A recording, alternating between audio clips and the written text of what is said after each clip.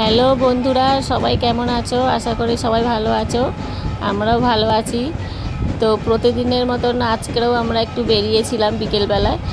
তো কালকের একটা ফ্রেন্ডের বিয়ে আছে, তো তার জন্য একটু গিফট কিনতে বেরিয়েছিলাম। তো রাস্তা দিয়ে যেতে যেতে একজনের বাড়িতে দেখলাম হরিচাঁদ গুরুচাঁদ ঠাকুরের উৎসব হচ্ছে। তো সেই রাস্তাটা দিয়ে আর ক্রস করে যেতে পারলাম না, সেখানেই আমরা দাঁড়িয়ে পড়লাম, একটু উৎসবটা দেখলাম। অনেক বছর পরে এই উৎসব আমার চোখে পড়লো, কারণ এইগুলো আগে ছোটোবেলায় আমার মামার বাড়িতে খুব হতো। তো এখন সেখানে আর সেই উৎসব হয় না, কারণ আমার দাদু আর দিদা কেউ বেঁচে নেই। তো সেই জন্য উৎসবটা সেখানেই বন্ধ হয়ে গেছে। তো প্রতি বছর সেখানে ঘট পাল্টানো হয় ঠিকই, কিন্তু এরকম বড় করে উৎসবটা আমাদের হয় না। তো অনেক ছোটোবেলায় দেখতাম এই উৎসব, খুবই ভালো লাগতো। আর অনেক বছর পর দেখলাম, খুবই ভালো লাগলো। আর এই হরিচাঁদ গুরুচাঁদ ঠাকুরকে মন থেকে অনেকটা মানতাম, তো এখনও মানি। তাই জন্য ওই রাস্তাটাতে আর যেতে পারলাম না, সেখানে দাঁড়িয়ে পড়লাম।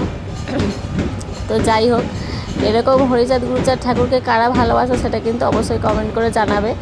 আর এরকম কীর্তন কারা ভালোবাসো সেটাও কিন্তু অবশ্যই সবাই কমেন্ট করে জানাবে। আর কি বলবো, কিছু বলার নেই।